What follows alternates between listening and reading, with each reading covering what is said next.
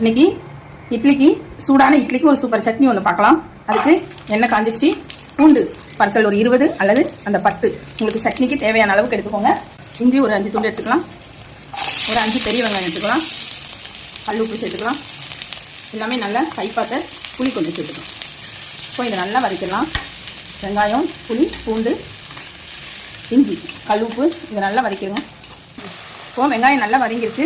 இதில் சாம்பார் பொடி 2 ஸ்பூன் சேர்த்துக்கோங்க. அதாவது உங்களுக்கு காரத்துக்கு எவ்வளோ தேவையோ அவ்வளோ நீங்கள் சேர்த்துக்கலாம். இதை நல்லா வதக்கிடலாம். நம்ம தக்காளி எதுவுமே இதில் சேர்க்க போகிறதில்ல. பருப்பு வகையிலும் எதுவுமே நம்ம சேர்க்கலை. எண்ணெய் கொஞ்சம் அதிகமாக விட்டுக்கலாம். இப்போ இதை நல்லா வதக்கியாச்சு. இதுக்கு இந்த சின்ன வெங்காயம் போட்டால் ரொம்ப சூப்பராக இருக்கும். இப்போ இதை ஸ்டவ் ஆஃப் பண்ணிடலாம். இதை ஆறினவுடனே அரைச்சிட்டு வந்துடலாம். இப்போ நம்ம அரைச்சிட்டோம். இது நீங்கள் கடுகு கருவேப்பிலை போட்டு தாளிக்கனா தாளிச்சிக்கலாம், அல்லது அப்படியே சாப்பிடலாம்.